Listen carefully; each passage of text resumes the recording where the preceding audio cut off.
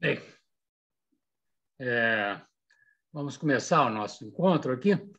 Eu sou Marcílio Moraes, sou presidente da GEDAR e, antes de tudo, quero agradecer a doutora Paula, né, e ao Davi por esta oportunidade de a gente ter esse papo aí que é, né, tão essencial nesse momento que nós estamos vivendo, né? Agradeço também a participação aí de todo mundo que está interessado na questão.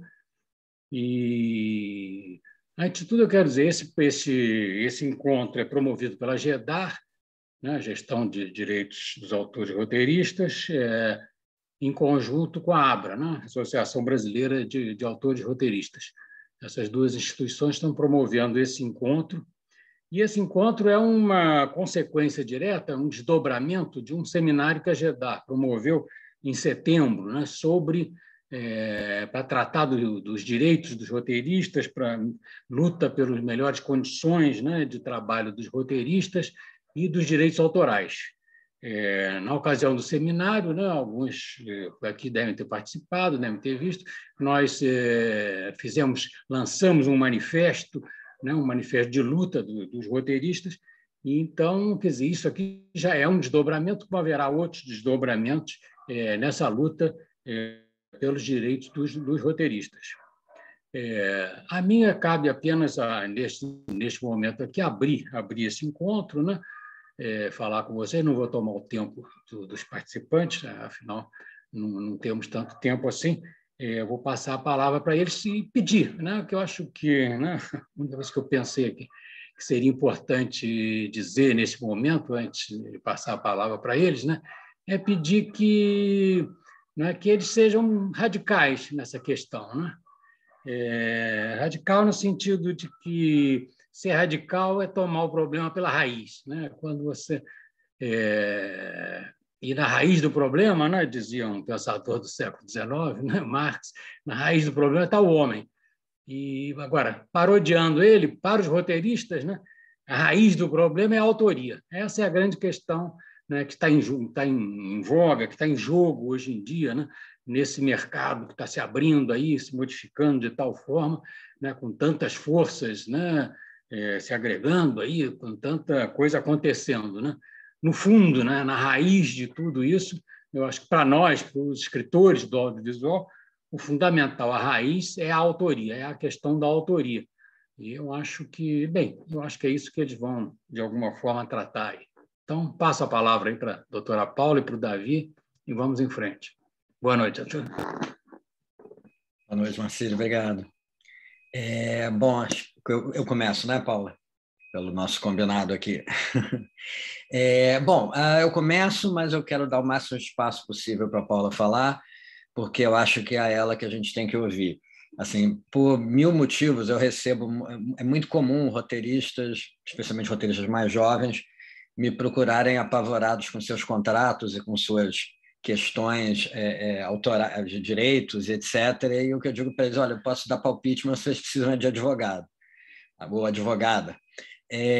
Então, eu acho que esse tema realmente a gente precisa ser muito preciso, muito bem informado, muito técnico, com uma qualidade de informação mesmo, para poder se posicionar, cada um de nós individualmente, nas suas 1000 batalhas aí, com todo da carreira, né? E as instituições, né? A GEDAR, a ABRA, enfim, as instituições que lidam com esse assunto, também para poder nos ajudar, porque nós realmente precisamos dessa ajuda. A gente combinou, é o tema, né, da mesa, falar sobre a questão da autoria nas salas de roteiro, a questão dos direitos autorais na sala de roteiro, né? E eu queria só fazer rapidamente algumas observações sobre sala de roteiro, sobre o funcionamento de sala de roteiro e talvez até tentar desmistificar algumas coisas. A primeira é o seguinte: não existe uma única maneira de fazer sala de roteiro. Ao mesmo tempo, existe maneira de fazer sala de roteiro. O que eu quero dizer com isso? Quando você fala não existe uma única maneira de fazer sala de roteiro, você dá uma sensação de que, bom, então desde que você reúna uns roteiristas numa sala, tá, por definição você tem uma sala de roteiro. E não é bem isso, não é qualquer coisa que você faça numa sala de roteiro que vai funcionar como esse processo, que é um processo profissional, claro, assim, tem objetivos, né? Então, uma sala de roteiro existe essencialmente para permitir a criação em volume, de certa forma, uma criação que é streamlined, né? Para gerar de tramas por episódio, uma quantidade de cenas por trama e por aí vai, e a existência de mais de uma equipe de roteiristas fazendo isso sob uma chefia, né, que é uma coisa fundamental nessa história, tem essa função, né? Então você tem várias maneiras de fazer isso. Tem um livro que eu recomendo muito para todo mundo, que é na sala dos roteiristas, se não me engano, que foi editado pela Zahar, escrito pela Cristina Callas, que entrevista participantes de inúmeras salas de roteiro americanas, e não só os showrunners, mas também staff writers, né, roteiristas de equipe. E você vê como varia enormemente, desde a situação, por exemplo, num sitcom em que as piadas são escritas ou revisadas ou reescritas praticamente ao vivo em mesas com 10, 12 roteiristas, até processos, por exemplo, não me lembro agora de qual série era, mas uma série dessas de tribunal, em que basicamente a sala não se reunia, era uma sala descentralizada, parecida com o processo, de certa forma, das novelas, em que você tinha lá um autor que demandando coisas dos roteiristas, e as reuniões são uma coisa meio... não são diárias, não são o essencial da história. No meu caso, as salas que eu fiz, algumas foram de muito curta duração, por motivos vários, logísticos, orçamentários, etc. Algumas duração mais longa, mas sempre, e isso sempre foi muito claro, com a função de, a partir de um material criado previamente, quer dizer, existe uma criação da série, que é uma sinopse, que são storylines de episódios, que são os personagens, etc., etc. Quer dizer, a partir de algo concretamente escrito, né, uma equipe se reúne para levantar estrutura dos episódios e depois para escrever os episódios, mas não em salas. As pessoas vão escrever nas suas casas e depois a gente se reúne para e discutir o que está funcionando para fazer um segundo tratamento e por aí vai. Essa dinâmica é a que eu sempre usei, é a que eu vi em, eventualmente, outros processos que eu participei, e é também a mais comum nos Estados Unidos, onde essa técnica surgiu. A gente tem, me parece, algumas questões da adoção desse modelo no Brasil. Até aqui eu estava sendo informativo, a partir daqui eu vou ser interpretativo. Quer dizer, uma observação, uma leitura que eu faço da situação. A gente tem, primeiro, uma coisa que é muito brasileira, que é a gente adota as coisas sem estudar direito, sem saber direito como elas funcionam. Não, tem um negócio aí de sala de roteiro. Eu lembro quando isso foi introduzido, né? Quando isso surgiu. Então, a gente tem distorções de pessoas fazendo sem saber exatamente por que estão fazendo, né? E isso causa muita confusão, isso causa conflitos de autoria, causa exploração da mão de obra, porque a pessoa acaba trabalhando mais horas, e mais dias, e mais meses do que o necessário, ou mais do que o cachê remunera, né? E também existe uma confusão, que é um equívoco de grandes dimensões, quanto a uma suposta democracia da sala de roteiro. A sala de roteiro, como tudo no audiovisual, como um set de filmagem, a sala de roteiro é um processo hierarquizado e bastante vertical, em que você tem sempre alguém, que em geral é quem criou a série, ou então é quem, de alguma forma, carrega a autoria daquilo ali.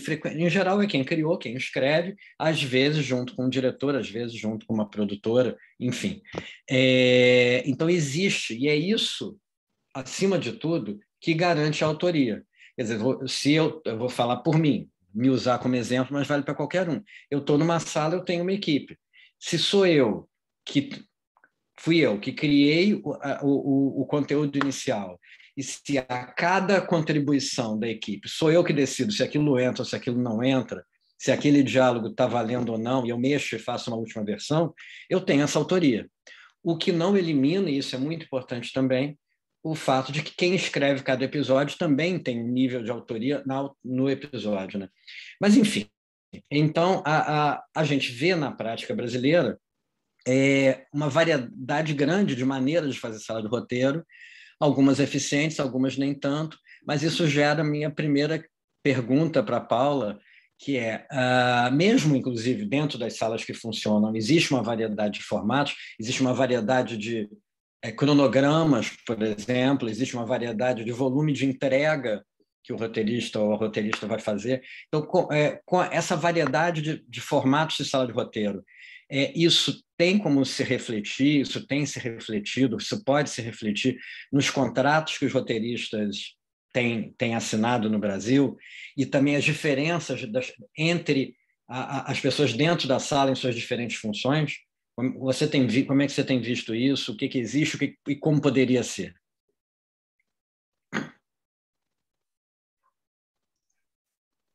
Boa noite para todo mundo. Uma alegria enorme estar mais uma vez participando de um encontro promovido pela GEDAR e a ABRA juntas, né? As duas associações representativas, eu diria, de quase que a totalidade dos roteiristas no Brasil. Isso é muito bom, né? Que a classe esteja irmanada, unida, né? Nesses temas, né? Que são tão importantes para a coletividade. nesse dia, especialmente com a presença do Davi França Mendes, que é uma honra estar conversando com você, Davi, de verdade, né? Grande roteirista, showrunner, head writer, criador de séries, né? Escritor de longas, é uma alegria muito grande. Para quem chegou depois, Marcílio Moraes, nosso presidente da GEDAR, pediu que nós fôssemos radicais, né, no tratamento do tema, né? Aí eu fiquei um pouco preocupada, mas aí depois o Marcílio, né, como bom dicionário que explicou, né, fez a explicação que ele queria que a gente fosse radical, né, no sentido etimológico, né, da palavra, e aí que a gente se ligasse à raiz, né, acredito eu, que do audiovisual, de tudo que a gente está discutindo aqui, que é o roteirista, né, que é a autora, o autor roteirista. E aí é claro que o Davi tinha que falar primeiro, porque toda a atividade, né, de advogadas e advogados que lidam com essa questão, né, é ligada principalmente à prática, né, diária de vocês, né? E hoje a gente traz essa questão da sala de roteiro, que é como o Davi colocou, é um processo, né? Um método. No título do webinar a gente colocou acho que como se fosse um método de escrita, né? E que a gente convencionou, que a gente de alguma forma importou, né? Talvez até de uma forma meio impensada, né? Assim, todas as séries agora só são escritas em sala de roteiro, né? E a gente começou a repetir isso, o que é isso, né? E eu acho que essa conversa é importante por isso, né? Quando a gente, né, independente, eu acho que o meio, né, a mídia, a tecnologia digital, né, ela traz essa mudança, né, de paradigma, tanto em termos de produção, quanto em termos de modelos de negócio, quanto em termos de mudança, né, na relação do espectador, que agora é um usuário, né, se chama usuário das obras, né? E, apesar do digital, né, ter mais a ver com a forma de exibição da obra, né, propriamente dita, a lógica digital acaba influenciando também a forma de pensar, de fazer o audiovisual e, no que interessa hoje para a gente, na forma de escrever o roteiro, né? E aí é que entra essa questão da sala como método, como processo, né? E aí tem uma característica que é inerente à obra audiovisual, tanto no sistema analógico quanto no digital, que é essa questão, né, que foi até exacerbada no digital, que é a questão da difusão, né, mais rápida, atingir mais gente no mundo inteiro, né? E essas plataformas ditas, como é que eu poderia dizer, transnacionais, né, de serviços digitais, as plataformas digitais, as plataformas de streaming, né, agem dessa forma, né, globalizada, de uma forma atingir, né, cada vez mais pessoas, o que tem a ver, quando o Davi falou assim, a sala de roteiro é método, ele usou é uma forma, né, de gerar criação em volume, né? E eu acho que é por aí, né? Porque as plataformas estão cada vez mais, né, ávidas por conteúdo, que precisam ter um sistema de produção, né, que seja compatível com essa necessidade, com essa demanda de sempre novidade, de sempre de estreia, e talvez um modo mais eficiente para garantir essa quantidade, esse volume seja a sala de roteiro. E aí, já entrando numa parte jurídica, eu acho que assim, né, eu falei que é uma característica da obra audiovisual, né, essa transnacionalidade, porque ela sempre viajou, a obra audiovisual, né, diferente de um espetáculo de artes cênicas, né, que precisa de uma movimentação física dos intérpretes, né, ela viaja independente ela não conhece fronteiras, né, territoriais, né, geográficas, ela atinge o mundo inteiro, um espectador aqui, né, na Alemanha, no Japão, enfim, na Índia. E isso, assim, essa característica, né, das plataformas que atuam nesses países em todo o mundo, né, eu acho que elas se aproveitam em algumas, como é que eu vou dizer, em alguns aspectos dessa transnacionalidade. Esse método, né, essa forma de produção, né, através de salas de roteiro, e a outra é justamente a escolha de uma legislação, né, de conceitos jurídicos e de uma legislação mais favorável às plataformas, né, ainda que em alguns países, né, as legislações sejam mais protetivas ao autor, né? Então, as plataformas, de alguma forma, se aproveitam dessa transnacionalidade para, muitas vezes, escolher conceitos jurídicos. E por isso que os contratos são tão idênticos, são padronizados, né? Eu não tenho dúvida hoje, e aí, Marcília, eu vou ser radical no sentido usual da palavra, de falar que esses contratos que são, né, impostos pelas plataformas, né, são contratos de adesão, né? Porque quem de vocês aqui conseguiu negociar, né, com uma margem, né, bacana, alguma cláusula essencial do contrato, né? A gente vê que são contratos, de fato, que chegam, né, com aquela característica de cláusulas pré-fixadas, ele é rígido, ele é unilateral, né? E aí o que acaba acontecendo muitas vezes é quando as autoras e os autores têm advogados ou mesmo agentes, né? E a gente começa a questionar algumas cláusulas do contrato, aí entra em ação o que eu estou o que eu estou chamando de, infelizmente, né? Com tristeza que eu falo, mas de advogados robôs, né?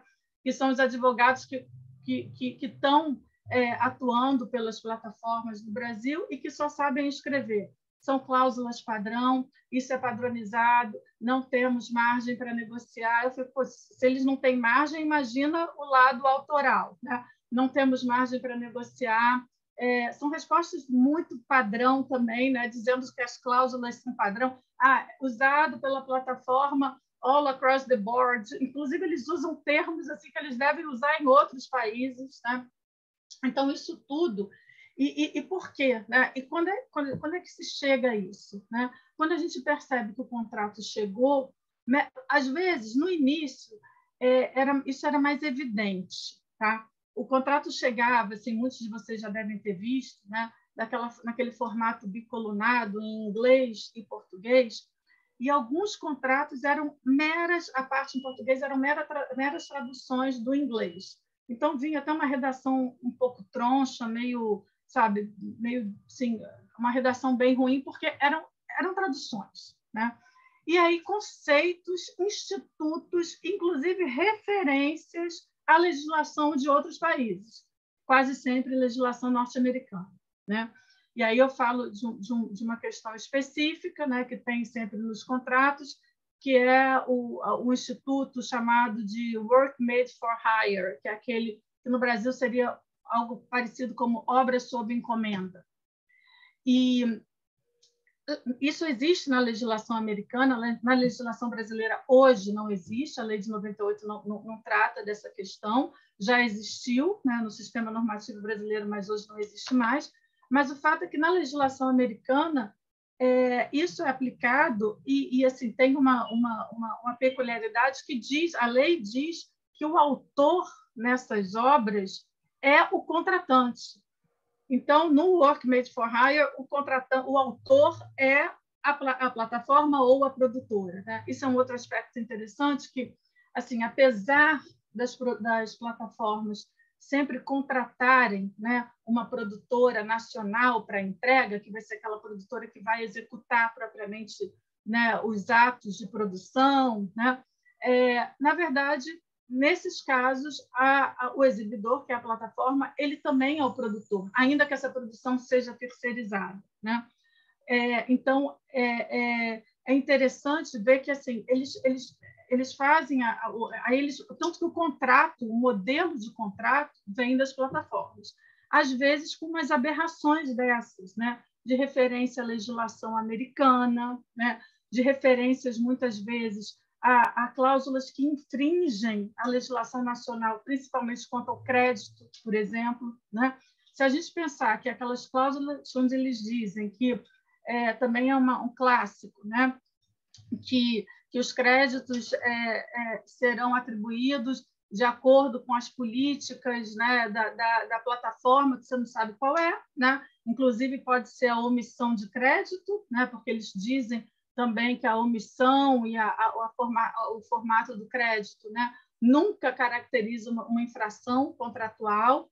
Então, isso é totalmente contra a legislação brasileira, porque a legislação brasileira, né, ela é uma legislação que repete, que reflete, né, o sistema de direito de autor, né? O direito de autor, né? Ele, além da lei de 98, ele está, além não, mais ainda, né? Assim, o centro, né? Ele tem um núcleo que é a própria Constituição. O direito autoral está na nossa Constituição, né?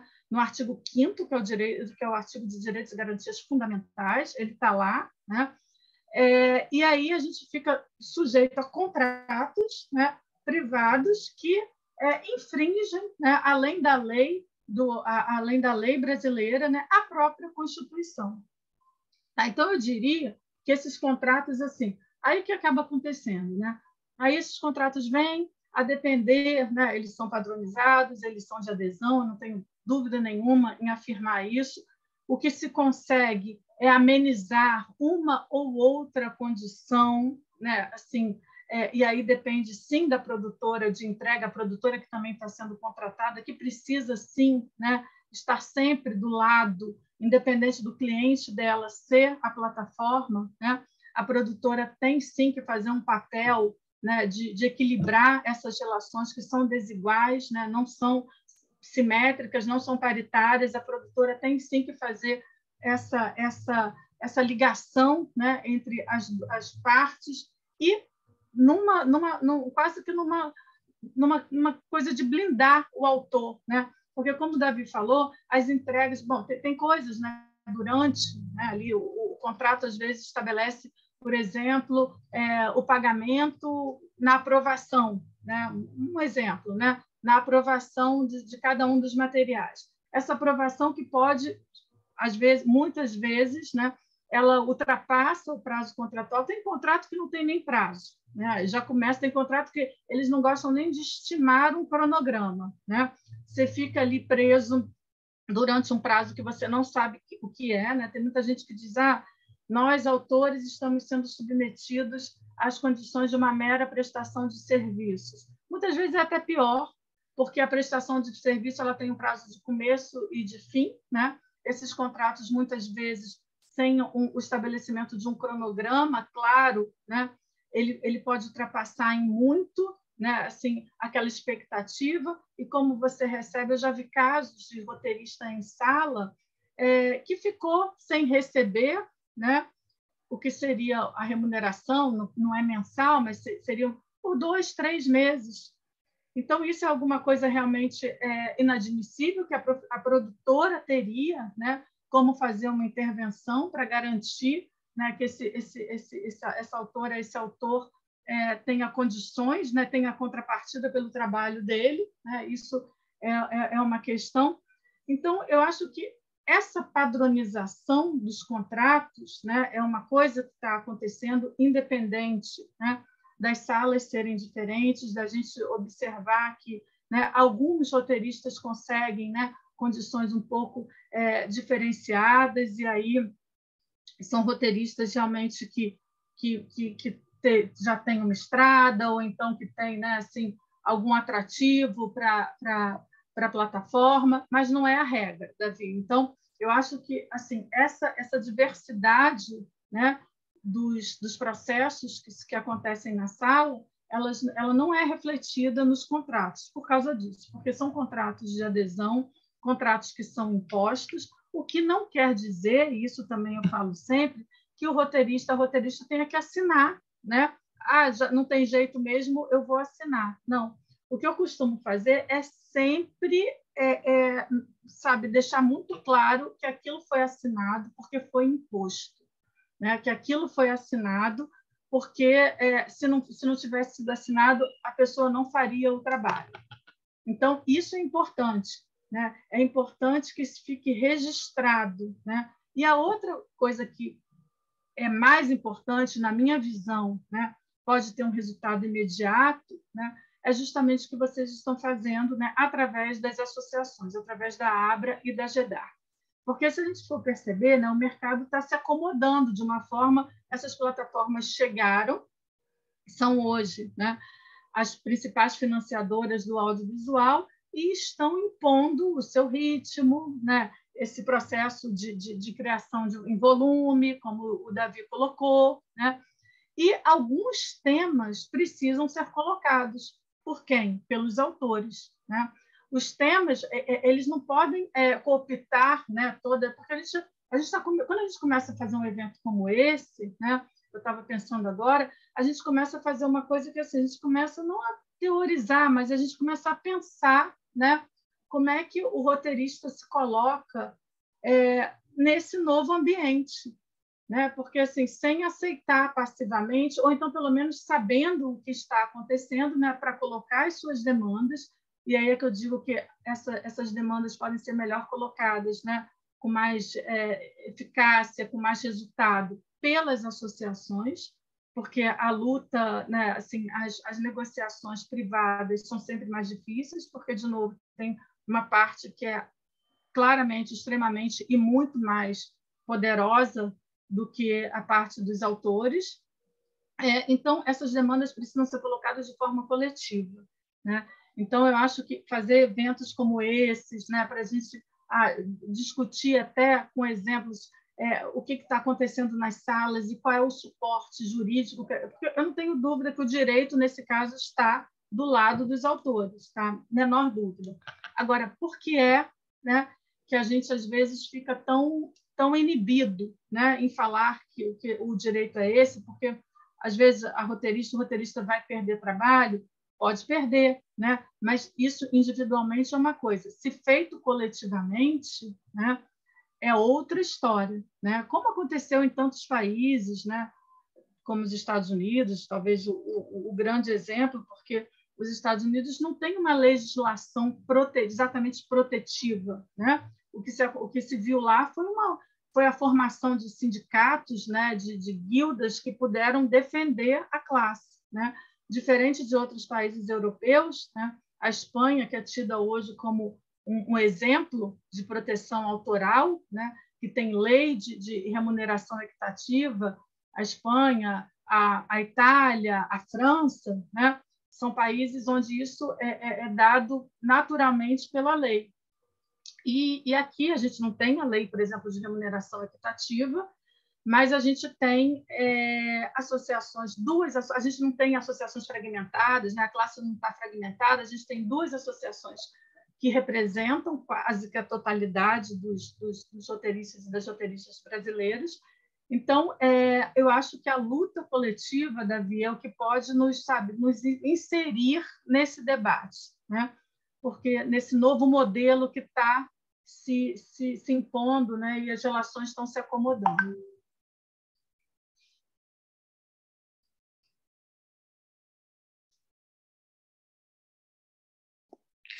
Vou te fazer uma pergunta sobre isso, sobre essa possibilidade de atuação, mas antes só queria completar uma coisa que eu deixei de dizer antes, que é sobre a questão da sala de roteiro e da adoção do método, que não sei por que se diz que se começou a dizer que o método de sala de roteiro é inerente ao formato série, quando, por exemplo, as séries inglesas não são feitas em sala de roteiro, a maior parte das séries europeias não é feita em sala de roteiro, às vezes é uma dupla de roteiristas que faz, às vezes é uma pessoa só, né? Então não é verdade mesmo dentro das séries americanas, por exemplo, True Detective é escrito por um cara só, né, por exemplo, só para dar um exemplo.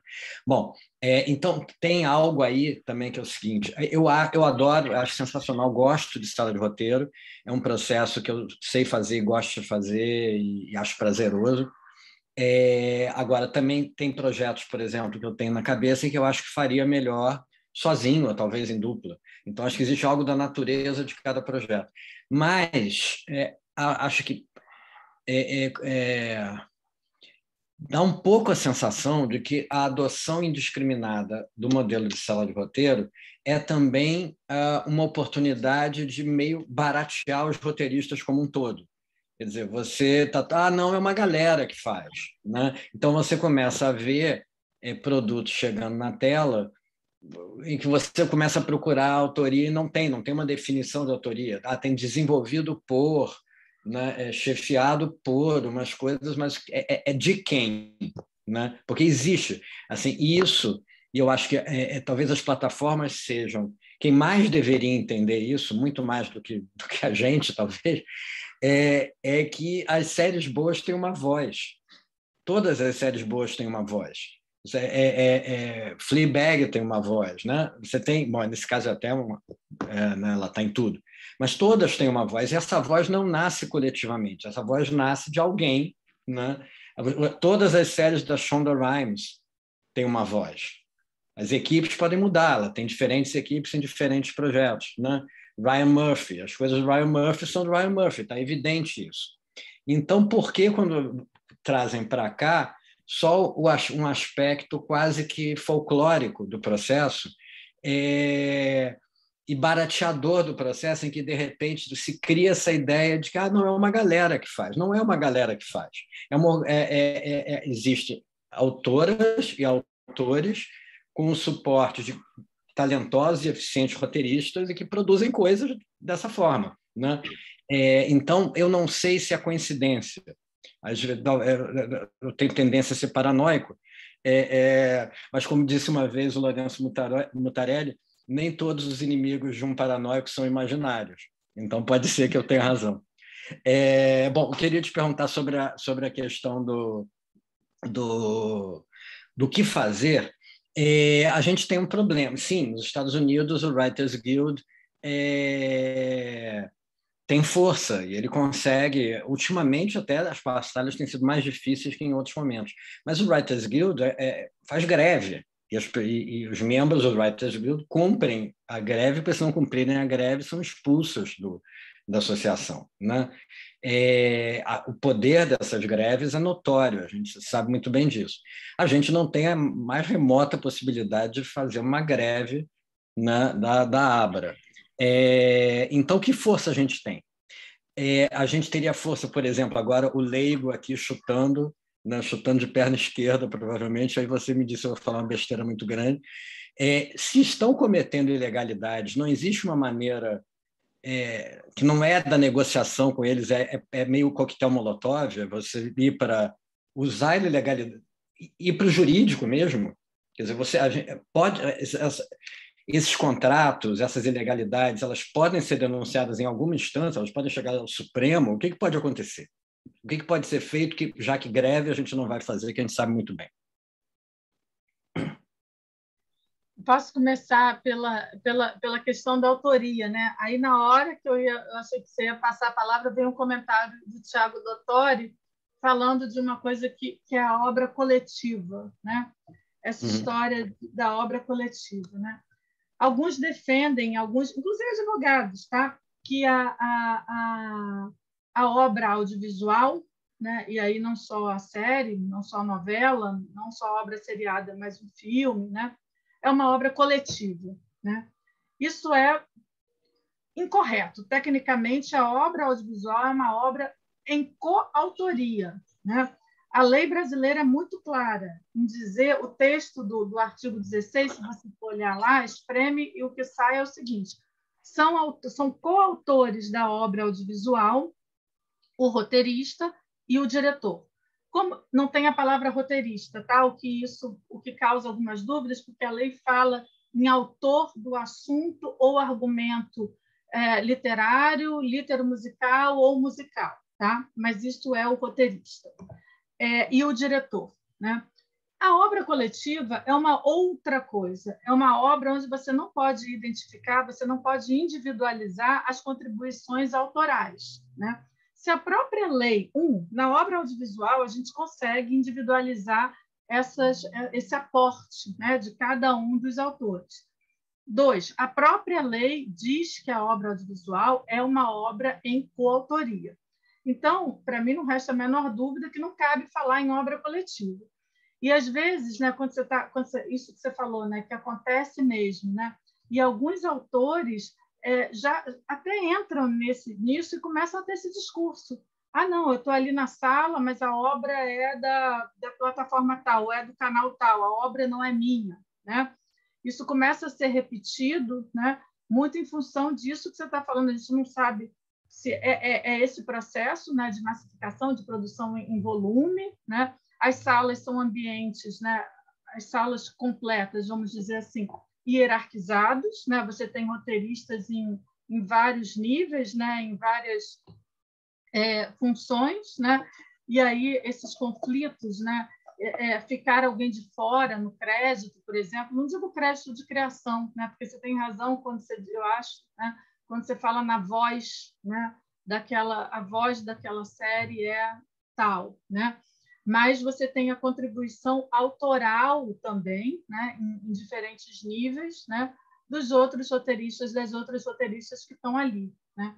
E aí, quando você assina um contrato desse, você diz que os créditos vão seguir, né, os parâmetros e as políticas de crédito da plataforma, você está assinando um cheque em branco, porque pode ser que seja... Ninguém conhece que parâmetros são esses, né? Pode ser que um parâmetro seja não atribuir autoria, né, aos roteiristas júnior ou plenos, né? Então, isso pode acontecer porque a regra não é clara, né? Então, essa questão da obra coletiva, da obra em coautoria, é muito importante para a gente afirmar, né, a importância da autoria. Por isso, assim, eu acho que cada vez mais a gente escuta em falar, né, que o roteirista agora é ouro, né? O segredo do negócio está na criação do conteúdo, né? O negócio agora não, agora chegou a vez dos roteiristas, né? Como é que isso reflete, né? Como é que a gente faz com que isso reflita exatamente, né, em melhores condições, não só remuneratórias, mas condições de trabalho, né, de trabalho criativos, enfim, crédito também, né? Então, acho que tem ainda um descompasso nessa coisa da gente, né, das plataformas valorizarem tanto, né, o conteúdo e, ao mesmo tempo, né, não terem essa questão com a raiz do negócio, Marcílio, que é, né, a questão justamente da autoria. Aí, Davi, você fez a pergunta da greve, né? Eu acho a greve, né, seria alguma coisa realmente genial, né? Mas eu acho que as formas associativas, né, até agora no Brasil ainda não chegam, né, não conseguem chegar até um movimento, né, de greve, alguma coisa assim. Acho que teria assim um jeito, porque isso é um contrato privado, né, que você assina um contrato normalmente de prestação de serviços, né, com cessão de direitos. É um contrato híbrido, né? Ele não é regido por leis trabalhistas, ele não tem, né, enfim, um regime próprio, né, de direito do trabalho. Mas, por exemplo, se um roteirista individualmente, né, quiser levar esse assunto ao judiciário, e aí tem uma questão, tá, que também é importante dizer. Os contratos normalmente, ou aliás, sempre, né, esses contratos de plataforma, eles são contratos que são resolvidos por arbitragem, não são contratos resolvidos pelo Poder Judiciário, o que, de novo, é uma outra cláusula abusiva, né? Porque a arbitragem é um método de solução de conflitos defendido, né? Bastante defendido no mundo empresarial, mas porque é mais rápido, porque os argumentos são mais rápido, é mais célere, é resolvido por juízes, né? Árbitros que entendem da questão, mas a arbitragem é um procedimento de solução de conflitos extremamente caro, né? Ele é caríssimo. Então, uma vez, uma roteirista, a gente fez a conta, né, de quanto seria, né, ela pleitear alguma coisa daquele contrato na Câmara de Arbitragem que o contrato indicava. Era mais caro do que toda a remuneração, do que a remuneração global da roteirista. Então, você vê bem que isso você inviabiliza, né, o roteirista de buscar a solução de conflito. Se ele não concorda com alguma coisa, ele não pode ir ao judiciário porque o contrato veda, né? Ele não vai à arbitragem porque é cara, né? Porque muitas vezes ele iria até porque não recebeu, né? E aí como é que ele vai pagar, né, a instauração de um procedimento arbitral? Impossível, né? Isso é outra coisa que eu também costumo reforçar e ressaltar nas negociações, porque a lei brasileira de arbitragem é bem clara. A cláusula de compromisso arbitral ela só pode ser posta no contrato, só pode ser utilizada se as duas partes estiverem de acordo.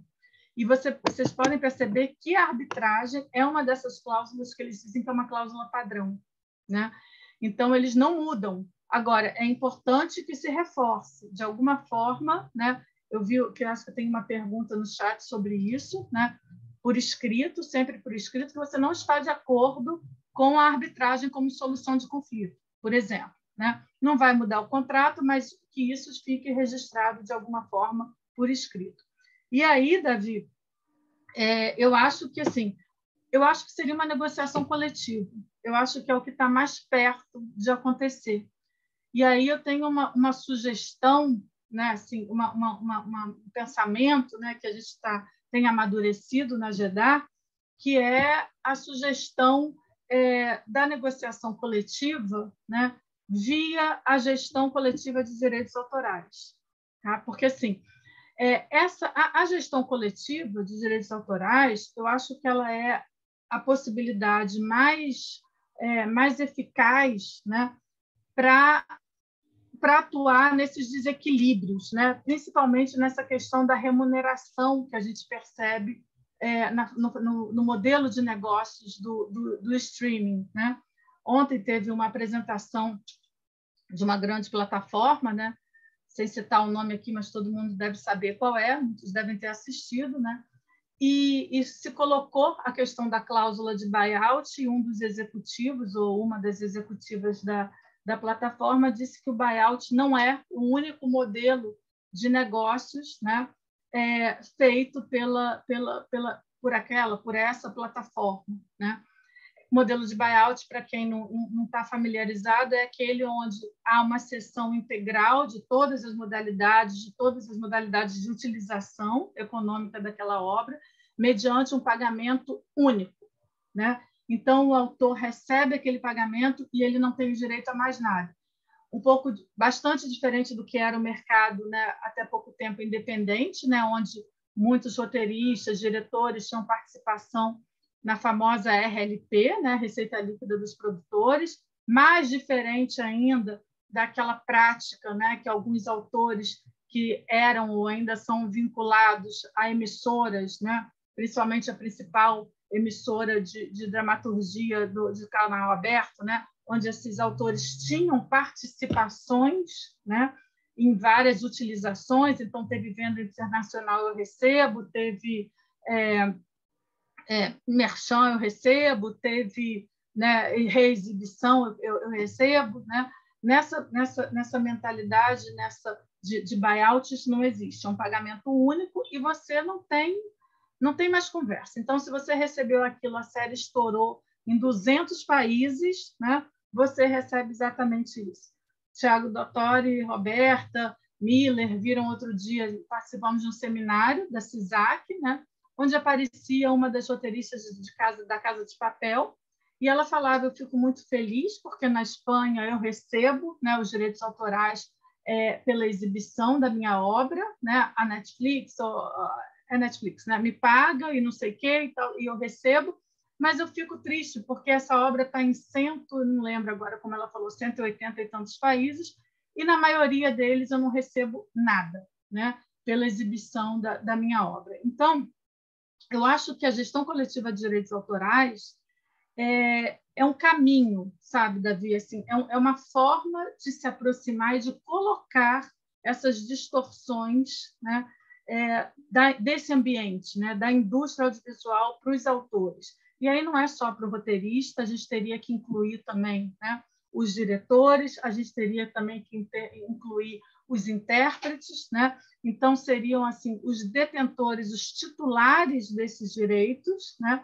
negociando diretamente, né, com esses exibidores por essas condições. E aí no bojo, né, entram várias coisas. Aí seria um caminho mais ou menos, né, da WGA, né, nos Estados Unidos, sem a cultura da greve, né, porque também, se daqui a pouco for necessário, né, eu acho que isso é um encaminhamento, né, do mercado. Hoje isso não seria possível, né, mas essa briga, essas negociações coletivas, né, tem que começar de alguma forma, porque individualmente, né, nenhum roteirista vai querer, né, fazer uma ação Primeiro que vai ter dificuldade por causa desse negócio da arbitragem.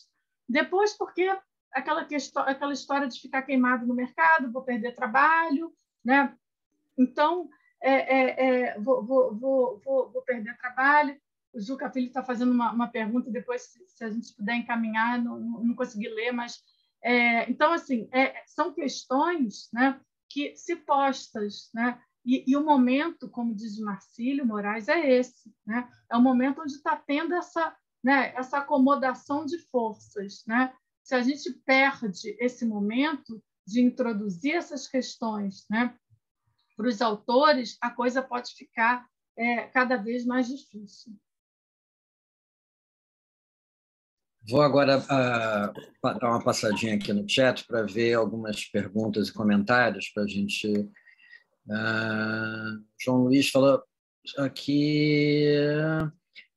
muitas séries bem-sucedidas são escritas pelo autor e mais alguém apenas. Por exemplo, 5 temporadas de Breaking Bad, do Vince Gilligan, às vezes mais alguém. Não, nesse caso você não tem razão. Breaking Bad era escrito em sala de roteiro, havia uma... Se você olhar, a questão é que a maioria das pessoas não tem essa informação. Quando você vê o crédito das séries americanas e você vê uma porrada de gente com crédito de producer, executive producer, co-executive producer, etc., 2/3 daqueles ali são roteiristas. O roteirista tem esse crédito. Os roteiristas da sala têm esse crédito e ganham por isso.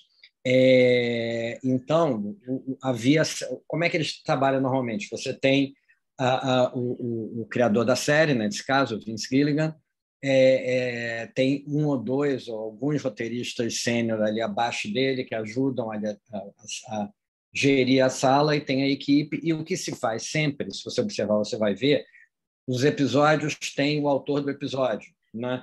Essa pessoa, às vezes, escreveu só o primeiro tratamento, e o segundo tratamento Vince Gilligan fez, ou alguém mais fez, mas não importa. Ele leva o crédito ali, que é aquilo que a Paula está falando. Você tem, digamos, essa macro-autoria de quem criou a série, e tem a autoria que é gerada em cada episódio por essa pessoa que normalmente escreve o primeiro tratamento. Mas, enfim, você não acertou nesse exemplo, mas é verdade, muitas séries são escritas por 1 ou por 2 e não em sala.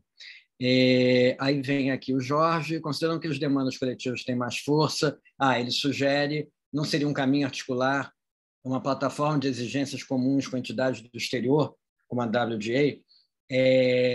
Bom, acho que a Paula pode falar sobre isso também, mas eu acredito que seja muito complicado isso, né?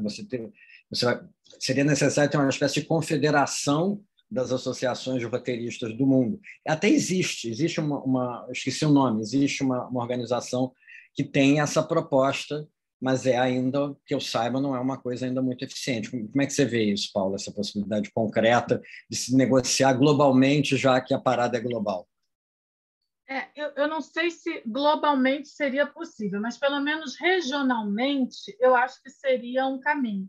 Porque, assim, existe, de fato, uma confederação, não das associações de roteiristas, né, mas das sociedades de gestão de autores, né? É uma associação, é uma confederação que se chama CISAC, né? CISAC. Então, essa associação, essa confederação, né, reúne sociedades de gestão do mundo inteiro, né? Ela, na verdade, ela não negocia diretamente, né, com os usuários das obras. Tá? Os usuários são justamente os exibidores, as salas de cinema, quem explora, né, comercialmente a obra. Eles não negociam coletivamente, mas eles são assim um órgão por exemplo, de edição de políticas públicas, de atos de políticas públicas, de incentivo a ações regionais. Então, isso é discutido, é feito no âmbito da CISAC. Agora, regionalmente, e aqui na América Latina, né, tem havido um movimento de formação, né, de sociedades de gestão coletiva da América Latina, né, através de 2, não seriam confederações, né,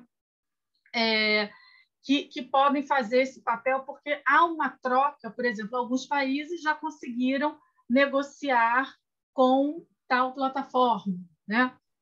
E aí isso seria, né, assim, eu acho que globalmente é mais difícil, mas em termos regionais, talvez isso fosse mais. Mas a dificuldade é sempre assim: cada país tem uma legislação, né? Cada país tem uma. Ainda na Europa, né, onde se tem o direito comunitário, a comunidade europeia, né? Cada país tem uma legislação interna, né? Algumas mais protetivas, outras menos protetivas. Então, aqui na América Latina, por exemplo, a gente tem países onde a gestão coletiva acontece por, eu diria que um costume, não está na lei, mas as sociedades conseguem cobrar. Há países onde a remuneração está na lei, como o Chile, a Colômbia. Então, assim, chegar na Colômbia, né? Netflix, estou usando a Netflix, tá? Mas é a plataforma em geral, né? Netflix, então a Associação da Colômbia, de Autores da Colômbia, seja de roteiristas, de diretores, Netflix me paga. É muito mais fácil, porque isso é um direito que existe na lei, né? Então a Netflix vai ter menos resistência. Agora, Amazon me paga no Brasil, né? É um pouco mais difícil, porque esse direito de remuneração, né, equitativa, de justa remuneração, não está na lei. Então, a negociação assim, global ou até mesmo regional, né, em diversos países, ela é dificultada por essas questões, né? Questões de legislação interna, o que não impede, né, que as associações façam ações, né, conjuntas, por exemplo, para que todos os países, né, adotem essa legislação de remuneração equitativa, né? Porque percebe, Davi, que isso, na verdade, de novo, né, pela característica da obra audiovisual, ainda mais hoje em dia, né, que essas plataformas sempre a obra está aí no mínimo em 150 países, né? Se um país tem, né? Se 10 países têm, isso não é o suficiente, né? A gente precisa que os países, né, internamente adotem esse tipo de legislação, né? Para que o sistema, né, funcione como um todo, né? Então, eu acho que é importante essas associações com outras associações, né, são importantes, mas não assim numa negociação direta, né, com o usuário em cada um dos países. Isso tem que ser feito realmente em cada um dos países. Então, na verdade, tem o que tá nos faltando e que é algo que houve bastante, na verdade, lá durante quando o Gil era ministro da Cultura, né, depois com me deu um branco total do nome do cara, que eu estou cansado de saber quem é, meu Deus. O nome dele, Juca Filho. Não, Juca Filho está aqui. O Juca Ferreira. O ministro. Juca depois. Enfim, naquela época, inclusive na época, tanto não havia ABRA, né? Havia a AC e a R, as duas conversaram muito, né? Havia uma conversa constante com o Ministério para fazer avanços na lei. Então, talvez a gente tenha o caminho seja mais esse mesmo legislativo, que, aliás, é o que o cinema brasileiro sempre fez, né? Você sempre teve, em geral, os produtores, né? Os produtores e os diretores, mas muitos produtores, muito bem organizados, batendo nas portas certas em Brasília, felizmente. Se eles não tivessem feito isso, a gente não tinha nem o que a gente tem hoje, né? E talvez falte aos roteiristas, obviamente, faltam condições propícias no Brasil no momento, por motivos que todos conhecem, né? Não tem nem Ministério da Cultura, mas talvez a gente esteja meio tímido também em se aproximar dos políticos, dos partidos, do que for. Né? Mas aqui tem perguntas que eu pulei quando eu fui olhar. O Matheus levantou uma...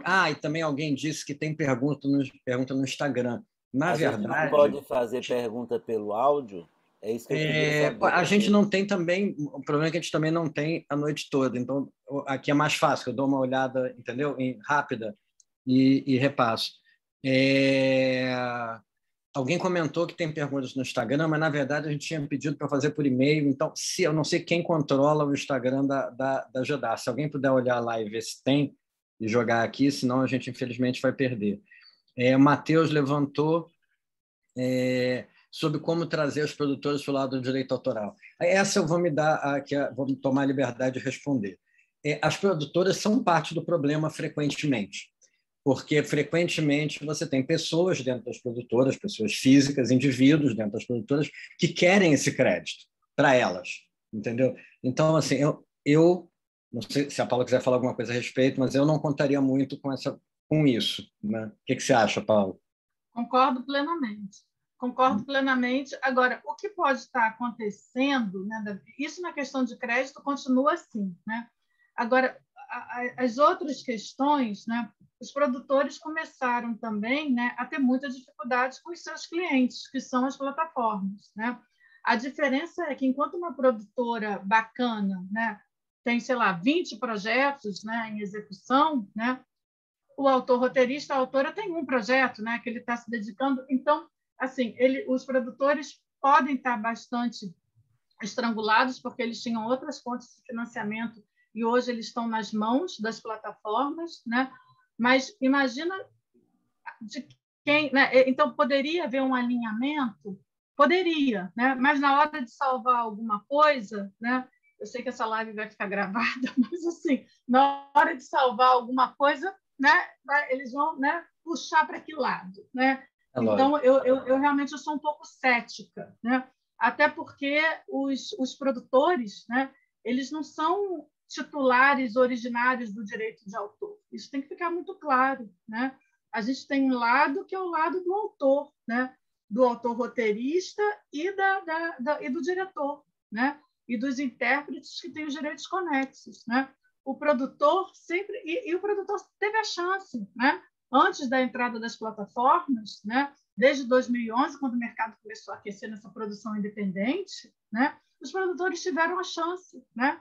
De fazer, né? De trabalhar o mercado, de desenvolver, né? De acordo com o interesse equilibrado, né, também dos autores, e não fizeram, né? Verdade. Tem uma pergunta da Débora aqui: qual seria a melhor maneira de proceder para fazer o registro de que o contrato foi assinado sem negociação? Aquilo que você observou, de deixar marcado que as cláusulas... Se você tiver uma advogada ou um advogado, né, ele faria isso, né? Agora, se não, é por e-mail, né? Você próprio pode fazer, né? Dizendo que você não concordou com isso, com aquilo, né? O importante é que seja por escrito. O que mais? Isso aqui. Isso aqui do exterior.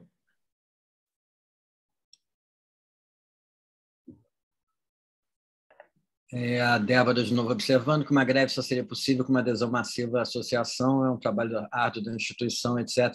Na verdade, assim, a gente nem está falando, a gente mencionou greve apenas porque é um instrumento clássico de pressão de uma categoria, né?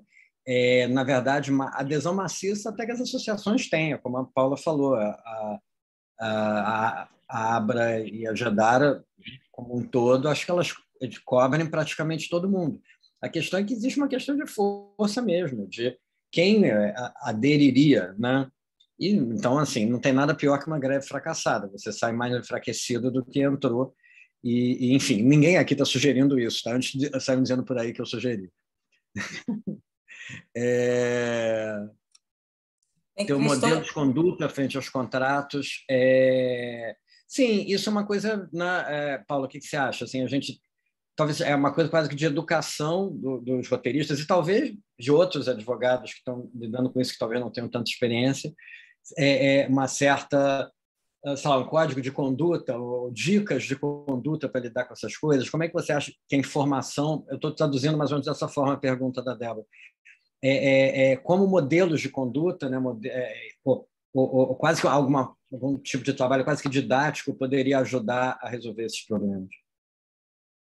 Eu acho que, por exemplo, essa live é uma dessas, né? O seminário que a GEDAR fez há pouco tempo, a própria, né, as ações da Abra, eu acho que isso é informação. Acho que é a primeira... E de alguma forma, né, eu sei que é difícil, né, mas isso não é, né, é acessível a quase todos, né? A contratação de alguém que possa fazer uma leitura crítica, né, de um contrato, né? Mas sempre eu acho que assim o direito é do autor, né?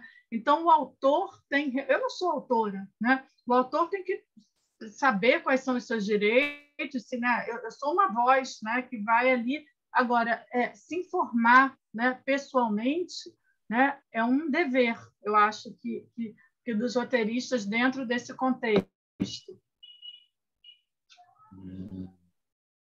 Pulando aqueles que são comentários, né, informações, a Silvia, por exemplo, informando aqui de associações, de outras associações, vocês podem ler, latino-americanas, uma aqui que cobre países europeus.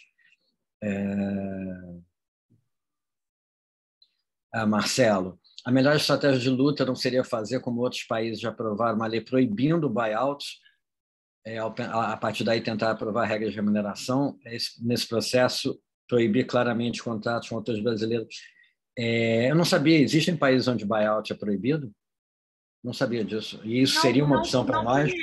Não acho que seja isso. Porque, assim, na verdade, o buyout, né, a legislação brasileira, por exemplo, ela permite o que a gente chama da cessão total de direitos. Isso não é proibido, né? A questão do buyout ela é menos legislativa e mais modelo de negócio, né? Porque hoje, mesmo dentro de uma plataforma dessas, né, a gente sabe de casos de autores que aí tem que ser, né, tem que ter uma grande história ou alguma outra coisa por trás, né? Um IP muito forte, né? Seja autor de livro, que é um best-seller, né? Que é possível se estabelecer o que seria um bônus, né? Isso é possível, isso não é impossível. Então, não é exatamente proibir o buyout, né? Eu acho que é mais negocial nesses termos de conseguir essas garantias, né? E o que tem em outros países são cláusulas, sim, protetivas, no sentido de tem países que têm uma cláusula que é muito interessante, que chama Best Seller Clause. Não sei se você já viu, Davi. Acho até que a Alemanha tem, que é uma cláusula, assim, que é uma possibilidade de revisão da remuneração. Se tiver uma distância muito grande, né, entre a remuneração fixa e o sucesso econômico da obra, né, a cláusula de remuneração pode ser revista, tá? Isso está em lei, né? Então, essa cláusula existe, tá? Em alguns países. Pode ser revista e a remuneração aumentar. Outra cláusula é uma cláusula que uma cláusula que chama de revogação, que também tem em alguns países da Europa. Se, para quem você cedeu os direitos, a produtora ou o canal, né, não estiver explorando a sua obra adequadamente, né, esses direitos podem ser revogados e voltar para você. Tá? Então, assim, são coisas que você... Né, não é que o buyout exatamente seja proibido, né? Mas tem mecanismos legislativos de proteção ao autor, aí o buyout não fica absoluto, como uma única... Né? Mas, para ele não ser absoluto, eu acho que daria para fazer por condições negociais. Né? Vamos negociar, por exemplo, uma coisa que se discute aqui no Brasil é o tal do Creators Fees, por exemplo, para aqueles que seriam um bônus para o criador, né, em temporadas futuras, né, independente dele participar, né? E aí isso seria amenizar o buyout, né? Porque isso pode existir, né? Isso a gente também já teve casos onde isso existiu, né? Então, não é exatamente legislação que proíbe o buyout, até porque a nossa legislação brasileira, né, ela autoriza a cessão, né, integral dos direitos. Mas seriam formas, né, de negociações para coibir os abusos. Eu acho que é isso. E nem toda cessão total de direitos é um buyout, porque você pode... Eu já assinei contrato assim, você assina um contrato em que você está cedendo todos os direitos, mas com cláusulas de remuneração para determinadas circunstâncias, né? Então, isso é negociação. E aí isso me leva aqui a uma pergunta do Emiliano, pelo Instagram: quais as circunstâncias... Opa, andou o negócio sozinho, eu perdi a pergunta. Quais as circunstâncias e forma de um roteirista se associar como produtor? Isso, enfim, fala por experiência também. É como se associar a qualquer negócio. Quais são as condições de você se associar a qualquer negócio? É um negócio, aí é outra história. Quer dizer, quando eu falei daquilo dos roteiristas nas séries americanas, que tem aqueles créditos de producer, executive producer, etc., isso faz parte do modelo como eles trabalham lá, né? O roteirista ele vai para o set, ele vai acompanhar o episódio inteiro, e para isso ele precisa ser um roteirista producer. É nesse sentido, não é o produtor no sentido de que vai abrir o Excel e ver onde gasta o dinheiro, embora eles até possam eventualmente fazer isso. Nas nossas circunstâncias, você pode tentar. Como toda negociação, você tem alguma coisa que alguém quer. Você tem algum poder de negociação na medida que você pode dizer não. Se uma pessoa te ofereço 2 mariolas pela tua obra, diz, não, eu quero 2 mariolas, mas eu quero uma mariola para cada espectador depois. Para isso, então, eu vou ter 20%. Entendeu? Não, é negociação. Se tornar associado de uma produção é uma negociação. Você pode, inclusive, chegar, não, eu vou receber menos dinheiro, eu aceito receber menos dinheiro de cachê, ou sei lá o que for, em troca de ter 10% disso daquilo.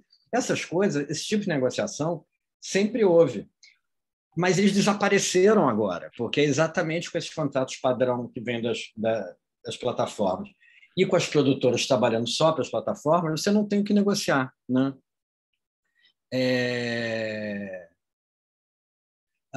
O Juca perguntando, você disse que alguns que assinam como produtores associados em sedes lá fora são roteiristas colaboradores. Esses profissionais recebem como? Um valor pelo trabalho de escrita, além disso, um percentual do que a série render financeiramente? Eu não sei exatamente, não sei se a Paula sabe como isso funciona exatamente. O que eu sei é que você tem camadas, digamos assim. Então, você tem quem é remunerado por roteiro, né? Quem é remunerado por presença na sala, sei lá, por mês, não sei como. E muita gente, todos que têm o crédito de producer, são remunerados percentualmente, né? Essa é a diferença. Se você é um staff writer mais iniciante, você vai ter crédito se você assinar um episódio, senão você não vai ter crédito. O staff writer, se você chega a ter um crédito de co-executive producer ou associate producer, alguma coisa assim, você tem algum dinheiro pinga na tua conta por essas séries, pelo menos tradicionalmente sempre foi assim, né? Acho que é isso, né? Assim, lembrando que assim, né, tem muitos desses créditos, né, de produção também, eles são mandatórios, né, pelas regras de crédito da WGA. Lembrando isso, as regras foram conquistas do WGA, né? Então não é legislação, mas a coisa é tão forte que ninguém vai contra, né? Então você tem isso. Assim, os Estados Unidos é um caso, né? Assim, lá não existe direito autoral como o nosso, não é direito do autor, né? Por isso que a gente fala lá é copyright. O que se protege lá é a reprodução, é o direito da cópia. E quem tem a titularidade desse direito é o grande protegido, né? Mas a atividade sindical das guildas, né, foi tão importante para a formação, né, dessa garantia de direitos, que hoje eles acabam tendo leis próprias. Então, você não tem uma legislação nem federal, nem estadual, né, no sistema de federação dos Estados Unidos, mas você tem essas regras da WGA. São 700 páginas que vão dizer ali a quem deve ser atribuído tal crédito. O crédito e o dinheiro, né? E o dinheiro, obviamente, principalmente. Porque o crédito é uma questão assim, né? Ele é, principalmente no Brasil, a gente costuma falar o crédito é direito moral. Mas o direito moral ele tem um reflexo patrimonial, tem um reflexo financeiro. Né? Então, você naquele momento e depois, se você é acreditado como autor, né, você depois vale mais. Então, tem sempre um aspecto financeiro no crédito. Tem uma pergunta aqui do Marcelo. O Brasil autoriza a cessão total dos direitos patrimoniais, mas o direito moral é renunciável, claro. Portanto, o crítico é obrigatório para sempre. O crédito, que você quer dizer, é obrigatório para sempre. Mas a cessão absoluta não prevê, é claro, o surgimento de conglomerados mundiais inalcançáveis pela lei brasileira. Nada impediria que agora revogasse a cessão total de direitos autorais patrimoniais, mas a informação é que, desde 2020, vários países resolveram aprovar leis de proibição de buyout para defender seus profissionais de grandes plataformas de streaming transnacionais.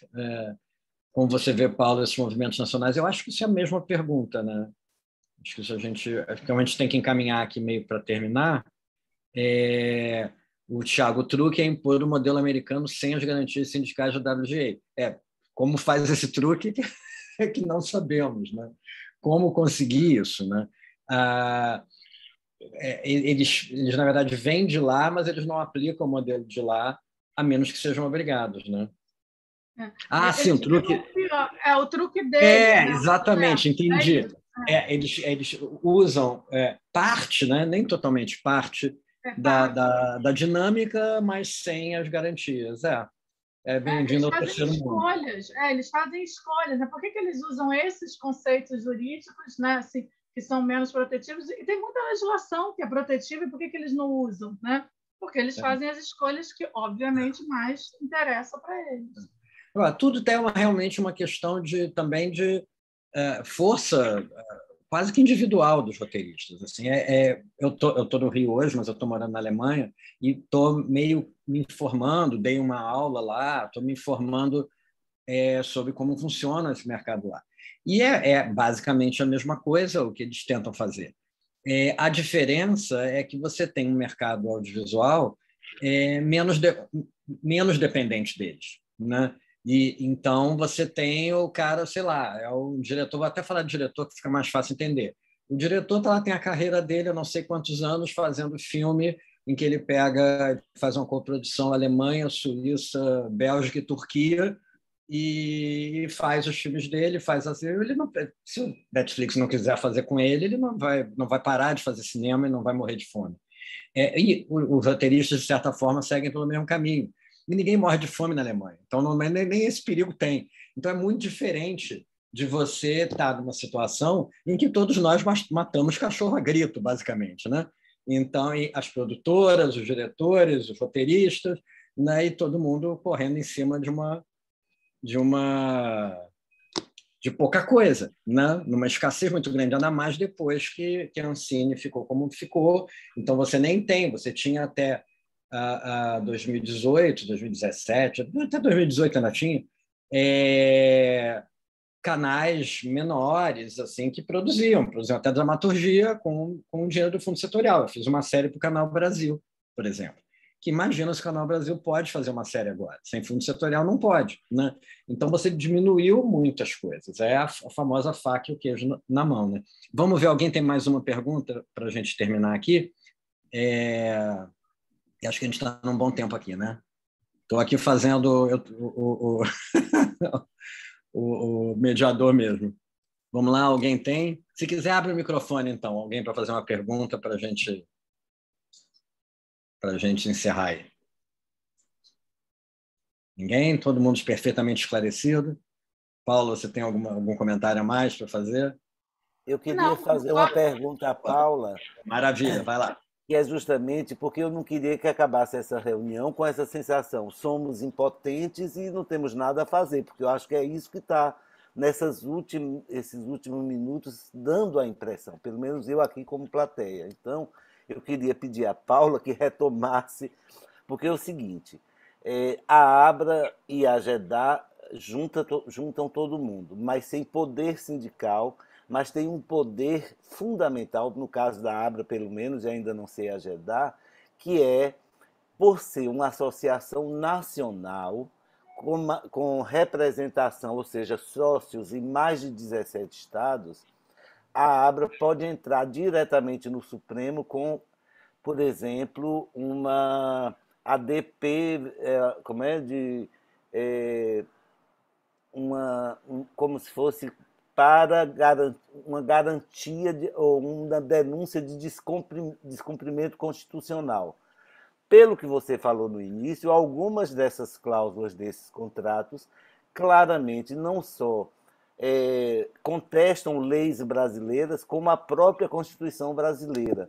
Então, eu acho que na fraqueza pessoal de cada roteirista que quer trabalhar, lutar contra esses gigantes, eu acho que uma das estratégias era a ABRA se preparar com pessoas como Paula e entrar no Supremo com uma denúncia de descumprimento de preceito constitucional.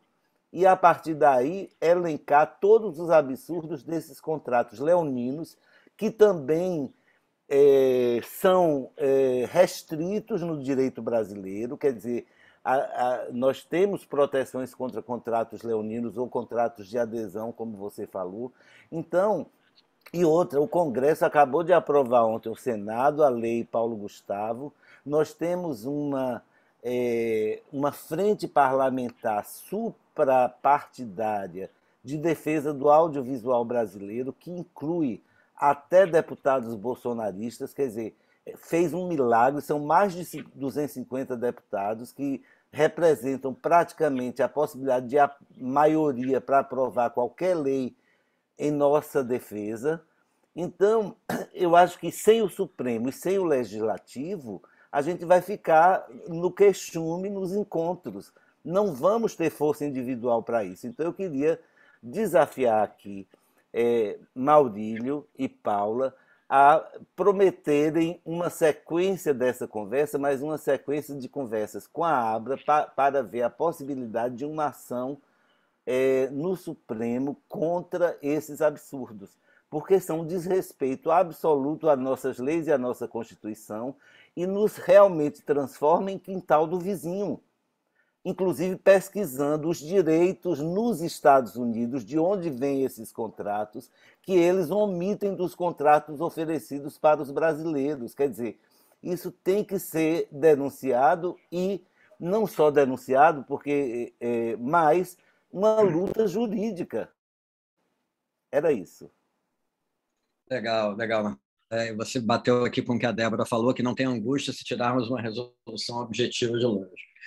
Tirar uma resolução seria um pouco demais, porque não sou, pelo menos eu não sou diretor de uma das instituições, então não vou me arvorar de tirar resolução nenhuma. Mas concordo, eu meio em um momento mais atrás falei disso, a gente tem haveria uma possível ação junto ao judiciário, junto ao legislativo. Agora, eu acho que isso não é a gente sair, a gente pode marcar outros eventos como esse, mas eu acho que é preciso agir, acredito que todo mundo que está aqui é membro das associações. Se vocês são membros das associações, vocês têm que falar com quem dirige as associações, estando presentes aqui ou não.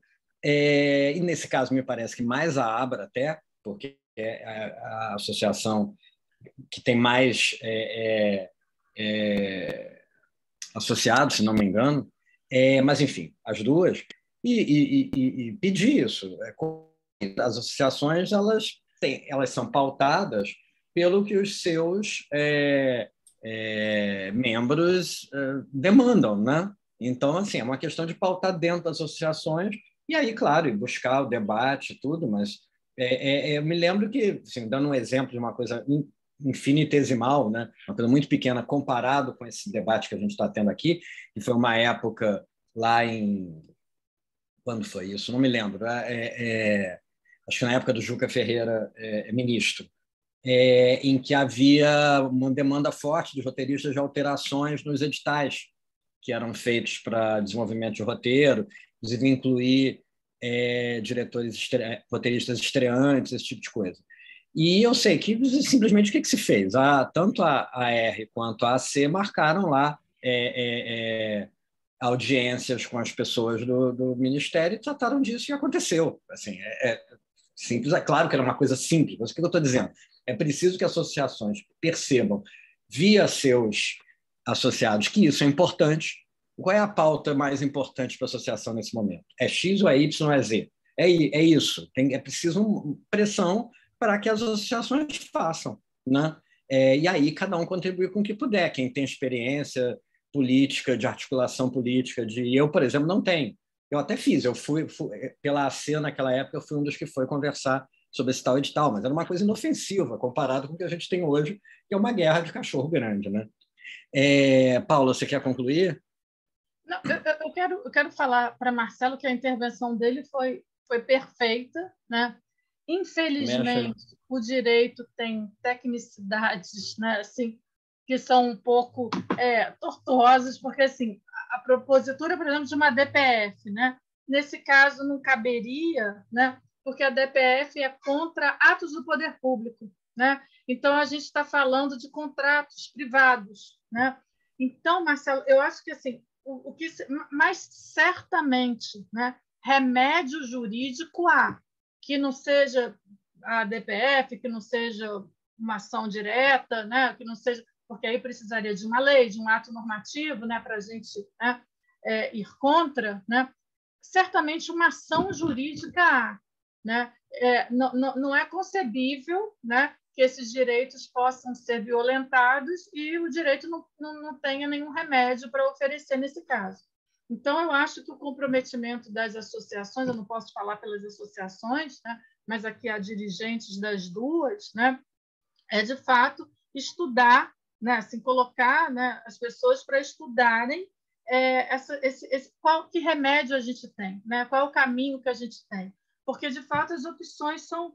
é um processo legislativo, né, é um processo no judiciário, né, através do quê? De ações individuais, é tudo muito...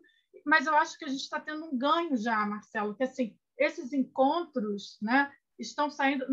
a gente não termina na angústia, pelo menos não. Quando eu vejo assim, né, até 8 e tal da noite, quase 50 pessoas estavam aqui falando, né, interessadas no assunto, o seminário que a GEDAR fez com 150 pessoas, eu acho que as pessoas estão se mobilizando, né? Isso é o mais importante. Então, não é fácil, a luta é muito árdua mesmo, né? A gente costuma brincar entre os advogados que lidam com isso, que tem os advogados, todo mundo se diz advogado de direito autoral, autoralista, mas 90% é de advogado, como a gente chama de industrialista, porque é advogado da indústria, né?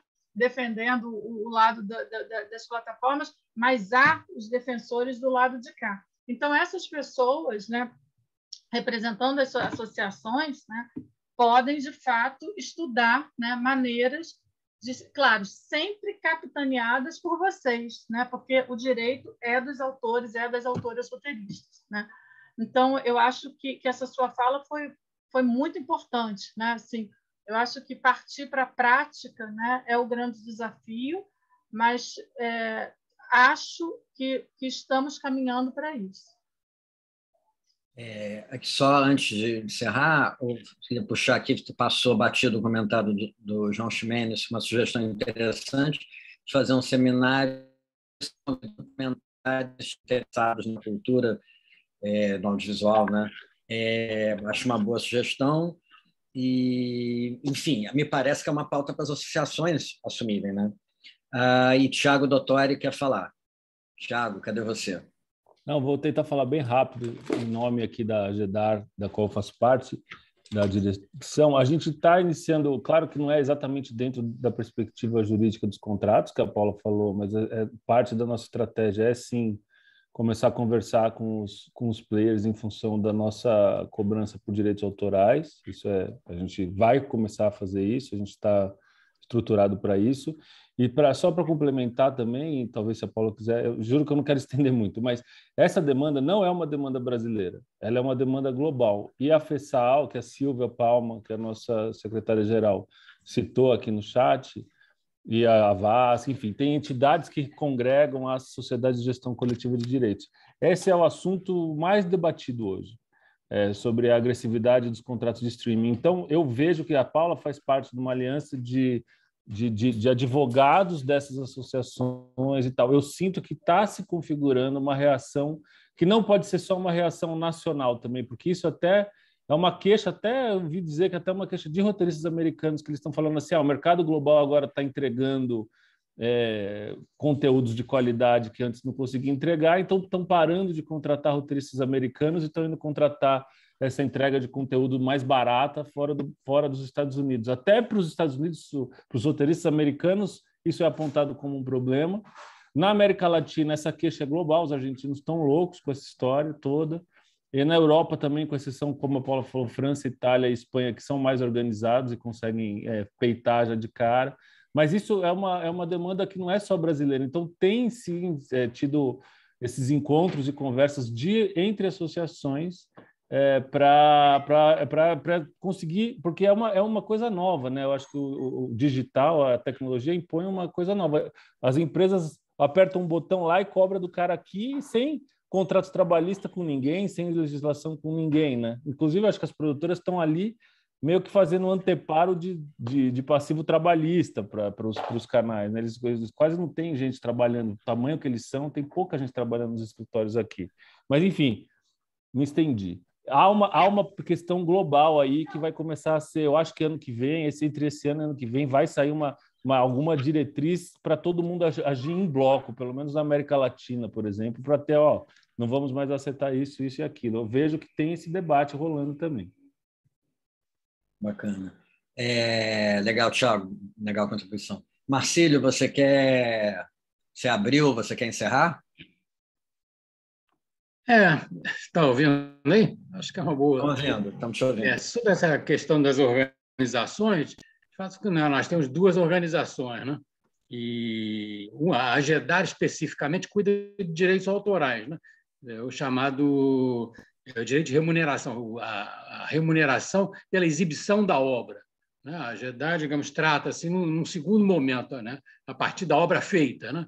A obra feita ela defende o direito autoral dos autores sobre aquela obra exibida, né? Esse é o caminho da GEDAR. E, nesse sentido, a gente está se movimentando, né? Porque isso não tem sido pago. O direito de remuneração, esse direito pago pela exibição da obra, é uma proteção, talvez a melhor proteção que os autores tenham, entendeu? Porque se você tem esse direito, você consegue o controle da sua obra, você acompanha o destino da sua obra, né? Seja onde ela estiver, você está participando disso. E nós queremos, quer dizer, o nosso objetivo fundamental é conseguir que isso seja implantado no Brasil. A gente tem o direito de remuneração no Brasil, quer dizer, exibiu uma obra, paga-se, né? Entendeu? Nesse sentido, até eu tenho aí alguma surpresa, assim, e eu ainda estou avaliando exatamente o significado disso, né? Eu que há alguns meses aí reclamei da Globo, né? Estava exibindo novelas minhas aí, tanto no canal fechado quanto no streaming, né? E que não pagava e tal, mas eles estão me pagando, passaram a me pagar, entendeu? Eu estou recebendo pelo streaming, entendeu? Não sei o que eu tinha consultado vários colegas e tal, pensando, eu não recebo pelo Vivo, eu nunca recebi e tal, mas as minhas me pagaram, entendeu? Então, eles estão me pagando, entendeu? E eu questionei isso também, qual é o critério disso, né? Porque paga o quê, né? Porque pelos meus contratos com a Globo tinha duas condições para receber, né? Era na venda internacional, tinha um percentual, e nas reprises, entendeu? Na época dos meus contratos, né? Aí, até o último ali foi já nos anos 2000, não tinha streaming, né? Toda essa situação é muito nova, a gente tem que ter isso bem claro, né? Tudo isso é muito novo, né? Eu até na R, né, quando eu era presidente da R, eu pensava isso, quer dizer, isso que na nossa associação serve mais ao futuro, né, ao que virá aí, seja lá o que for, né, quando houver um mercado de fato, porque naquela época quase não tinha mercado, era só a Globo, né, e eventualmente uma ou outra emissora e tal, e o cinema também era pequeno. Hoje teve, né, essa explosão de mercado, é uma situação nova que a gente está vivendo, né? Agora, e a gente tem que enfrentar essa situação nova. Não é que a gente esteja, digamos, para ser pessimista com isso, é porque a situação é nova mesmo, a batalha é nova, entendeu? Quer dizer, tem um mercado novo aí que não existia, né? Há 10 anos, 15 anos atrás, não existia esse mercado, não existia essa possibilidade, né? Não existia mercado para 100, 200 roteiristas, como eu vejo hoje aí, entendeu? Não tinha esse mercado, né? Era pouca gente que conseguia trabalhar. Então, isso exige, né? Exige mesmo aí novas formas de luta, novas formas de organização, mas está se fazendo isso, né? Está se fazendo, né? Ali as duas associações de roteiristas, né? Que passaram a existir, na verdade, só nos anos 2000, são recentes, né? Tanto a R, que se tornou a ABRA, a R e a AC se tornaram a ABRA, quanto a GEDAR, que é uma sociedade nova, isso aí. A gente vem tentando criar essa GEDAR, essa sociedade arrecadadora, aí há muitos anos, entendeu? E há muita dificuldade, mesmo dificuldade política e tudo mais. Ela poderia ter sido, essa sociedade poderia ter sido criada há 15 anos, mas houve dificuldades políticas mesmo dentro do país ali, né? Com esse direito autoral, entendeu? Que não vale a pena agora entrar nessa questão, mas é difícil, né? Então, o que eu quero dizer é que precisa das pessoas, né? Entendeu? A gente precisa, porque tem pouca gente, né, para trabalhar com isso, né? É um trabalho chato, é um trabalho, né, que você se expõe e tal, mas é o único jeito de se conseguir, né, neste momento, né, de conseguir se impor no mercado, né? Por isso que eu falei o negócio de ser radical, né? Radical é a autoria, né? Porque atinge tudo isso, todos esses problemas, né, que surgem, eles batem na autoria, né? E a autoria é que gera o direito, o nosso direito, entendeu?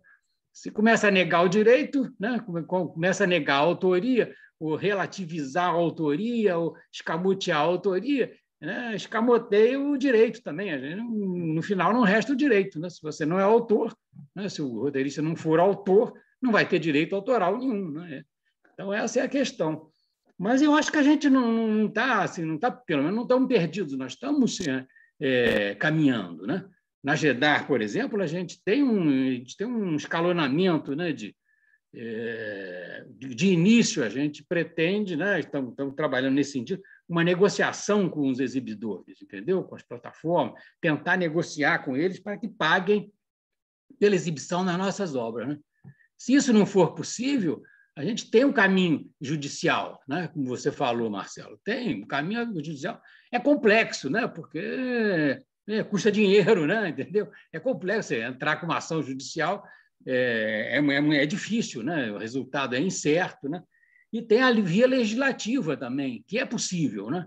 Que é possível. A gente poderia ter uma legislação melhor para os roteiristas, né? A última lei, né, dos direitos autorais foi feita em 98, entendeu? Quer dizer, não teve nenhum roteirista lá, entendeu? Fazendo um lobby, né? A gente não estava organizado para isso, né? Ninguém, os roteiristas, a maior parte, os mais fortes estavam ali na Globo, tal, todo mundo acomodado, ninguém foi lá, entendeu? Eu me lembro, já há alguns anos atrás, eu procurei o Aloysio Nunes, né, que foi o relator, né, dessa lei, né? Conversei com ele, e ele expliquei ali a dificuldade, a redação estava mal feita, né? Entendeu? Da inclusão dos roteiristas, né? O nosso direito não estava né, consagrado na lei e tal. E ele se espantou, mas eu pensei que estivesse e tal. Quer dizer, ele não tinha noção, não teve ninguém lá, né? Como os músicos estavam lá, né? Os músicos conseguiram tudo o que quiseram, né? Mas nós não estávamos. É uma batalha longa aí, a gente está aí para batalhar, mas precisamos, né, de todo mundo aí, especialmente o pessoal mais jovem, então, tem que se juntar, né, se juntar à GEDAR. Né? A GEDAR não é uma sociedade, não é uma associação de luta política, né, propriamente, assim, a ABRA tem mais esse sentido, né, esse sentido, assim, digamos, sindical, né, da luta pelos contratos melhores e tal. Mas, quer dizer, as duas associações juntas, né, elas são fortes, podemos ser tão fortes, né? Podemos ser, realmente. Nós não temos. WGA tem 90 anos, né? Foi criada junto com as associações dos produtores, né? Eles têm acordos há 90 anos, ou 100, sei lá mais quantos, né? Desde 1930, né? Então, eles têm outras condições que nós não temos, né? Entendeu? Marcílio. Então, gente, é isso aí. Eu acho que não vamos sair daqui com pessimismo, não, porque as coisas estão encaminhadas, entendeu? E depende aí, tem tantos novos, jovens aí, centenas, né? As centenas, né? Verdade. Marcílio, éramos dezenas aqui, quando éramos, né, Davi? Então, cabia tudo numa van. Era meia dúzia, né? Hoje é outro campo. O pessoal está pedindo aqui, Matheus e Raíssa, para a gente encerrar, que deu a nossa hora aí. Tá? Obrigado, Marcílio. Obrigado, Paula. Para mim foi uma honra aqui. Obrigado a todo mundo que participou. E vamos fechar aí antes que não sei o que acontece. Talvez algo terrível aconteça se a gente demorar mais. Tchau, gente. Valeu. Tchau, obrigada. Obrigado a todo mundo. Tchau.